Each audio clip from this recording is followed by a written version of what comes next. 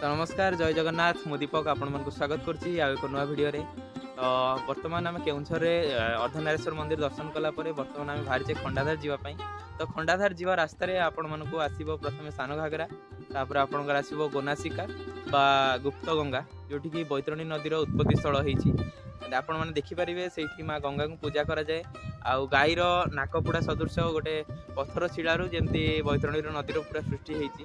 तो बहुत बढ़िया जगह बहुत धार्मिक जगह आउ चलतु बुली देखा गुप्त गंगा तापर आम बाहर खंडाधार। तो बर्तमान जीवा गुप्त गंगा को बैतरणी नदीर जो उत्पत्ति स्थल होता गोनासिका को जहाँ भी कहतु। तो चलतु बुली देखा गोनासिका आ कौन कौन अच्छी आमती माँ बैतरणी से बाहरी। तो चलतु बुली देखा। तो सांग मैंने देखिपे बर्तमान आम बाहरी जाइए आपंकर केउझर पाख गोनासिका अभिमुखे।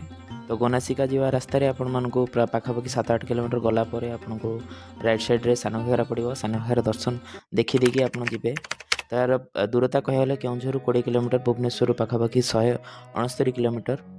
आपड़ से जातीय राजपथ NH-49 रे आसला सीधा आसला पाखापाखि 10-11 किलोमीटर आपन को आपंकर सान घागरा पर आपको सुआकाटी पर खुंटकटा पर आपन को पाखापाखि लेफ्ट नहीं कि 9-8 किलोमीटर जावाक पड़ो।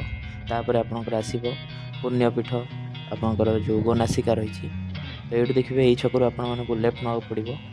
देखिपे लिखाई गोनासिका 9 किलोमीटर। तो रास्ता एत खराब ना बहुत भल रास्ता NH है भी आप भीतर रास्ता भी बहुत भल एतटा खराब ना। तो आप आसपे देखिपे घंच जंगल भरा रास्ता बहुत सुनसान बहुत सुंदर परिवेश पहाड़ कटा होगी देखिपे केते सुंदर रास्ता तैयारी कराई। तो आपण मैंने सांगसाथी बंधु परिजन सह निश्चित भाव आसीपारे। जदि आप केउझर आसुँच तो यहाँ निजर शेड्यूल यहाँ भी आप इनक्लूड करेंगे गोटे भल दर्शनीय जगह देखिपे केते प्राकृतिक सौंदर्य भरपूर देखिए पूरा सबुजिमार भरपूर रास्ता बहुत बढ़िया। देखो आम बर्तमान आसी पहुँच जाइए पार्किंग स्टैंड रे। ये आप गाड़ी रखिदे जावाक पड़ो। गाड़ी ये कौन पार्किंग फी न थाए आप आराम से सीट रखिकी ये आपंकर पूजा सामग्री दुकान अच्छी ये आपको किसी खुचरा पैसा नहीं आसा पड़ो। ये कौन ऑनलाइन ट्रांजैक्शन चलेनी देखिपे ये आम पहुँची गले पूरा पाद देश में। देखो ये चेंजिंग रूम ये हूँ आप गाधेवा स्थान लगाई गंगा माता मंदिर बैतरणीर उत्पत्ति स्थल। तो देखिपे बहुत सुंदर गेट अच्छी पाखापाखि 200-300 पाहाच चढ़ी ऊपर गलापर आम पहुँचा गोनासिका मंदिर रे। तो चलतु जीवा गोनासिका।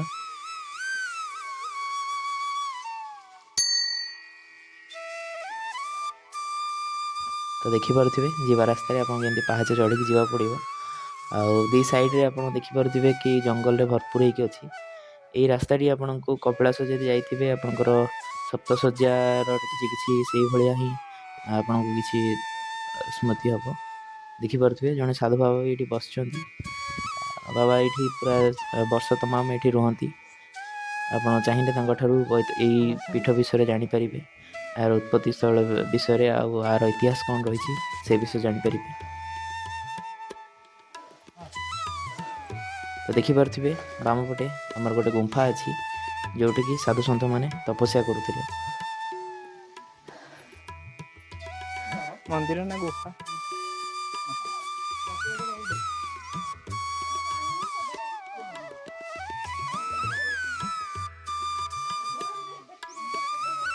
देखिपे ये पूजा पूजी भी करा हुए।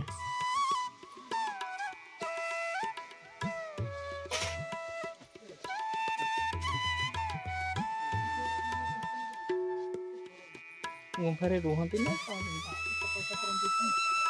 ये ना साधु मान तपस्या करते।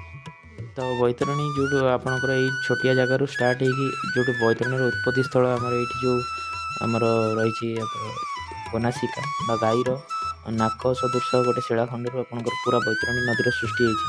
बैतरणी आपंकर केउझर आपंकर भद्रक होगी आपंकर धामरा पाखे आप बंगोपसागर मिसी पाखापाखि 365 किलोमीटर नदीटा आउ 12,000 वर्ग किलोमीटर नदी।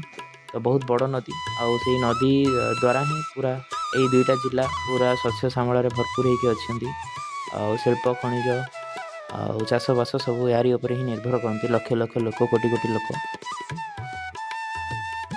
तो देखिपे आम बर्तमान आसी पहुँच जाइए गोनासिकार। देखूँ केते सुंदर गंगा माता ये मूर्ति रखाई आ भगवान शिव ये तले पूजा पाती जो पानी झरिकी शिव लिंग उपर अभिषेक करा हुए। देखिपे माँ गंगा देखिपे शिवलिंग उपर केमती गाई नाक सदृश नाकपोड़ा सदृश पानी बैतरणी नदीर उत्पत्ति होती। देखिपे केते सुंदर भाव में केते दिव्य अलौकिक दृश्य।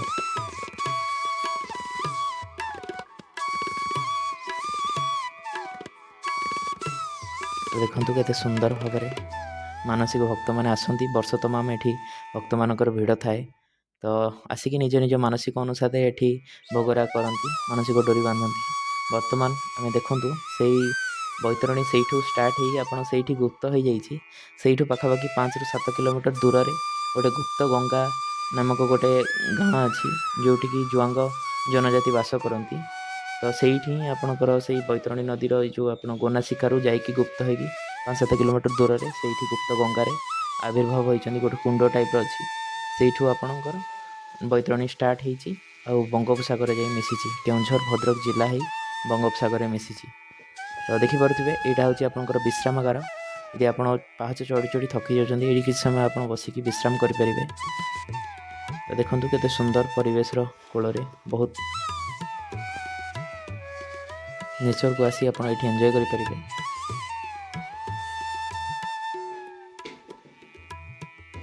तो यही गोनासिका जगह पाखापाखि समुद्र पतन आम जब कह पाखापाखि 500 मीटर उच्चार यहाँ अवस्थित।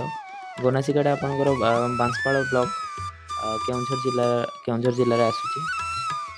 तो देखिपे ये हूँ भोजी करवा जगह। यदि आप न्यू ईयर आसुँच कि कौन पिकनिक उद्देश्य आसुँच तो यही रास्ता दे आपको जावा पड़ो। गोटे मुंडिया टाइप आगे अच्छी।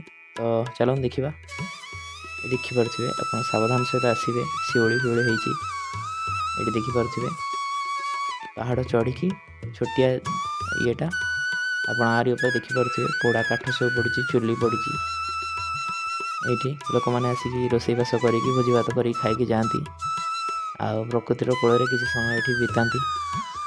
देखिपे पूरा सुनसान जगह बहुत बढ़िया जगह पानी सुविधा भी पाखे अच्छी। तो बहुत बढ़िया जगह पब्लिक टॉयलेट सब ये बना चलती। तो देखिपे केते सुंदर जगह चारिआड जंगल आ मझिरे पथर खंड उपर आप आसिक भोजी भात कर बनभोजीर मजा नहीं पारे। तो सांग मैंने दर्शनीय स्थान तो आपने बहुत देखी थे किंतु एमती एक दर्शनीय स्थान जोटि कि आपणकर गाई नाकपोड़ा सदृश पथर शिड़ारू गोटे बैतरणी नदी पूरा अनवरत वर्ष तमाम झरी जाऊे। तो बहुत दिव्य और अलौकिक दृश्य। तो जब केउंझर आसुन निश्चय भाव में मिस करेंगे निश्चय भाव गोटे थर आसिक बुलिकी जी। तो ये आपने देखिपे बाम पटे आपंकर गाधेवा कुंड अच्छी आ पोशाक परिवर्तन गृह भी अच्छी। आगू गले किसी समय पर आपको टॉयलेट। तो सांग मैंने यही आमर गोनासिकार वीडियो। तो वीडियोटी केमती लगे मतामत निहाती जनइबे। आ जदि वीडियोटी भल लगी तो लाइक करदे सांग मैंने हित शेयर करदे आउ चैनल को जब नुआ आछंती तो चैनल टी को सब्सक्राइब करदे। आउ एमती आपण पई नुआ नुआ इनफॉर्मेटिव वीडियो आनिथिबु ओडिसार विभिन्न आपणकर दर्शनीय स्थान हो किंबा कला हो संस्कृति हो चेष्टा रहिबो आपण माने पारे सब आनिकी देखिया पई। तो से पर्यंत रहिली जय जगन्नाथ पुणी देखा नुआ वीडियो रे।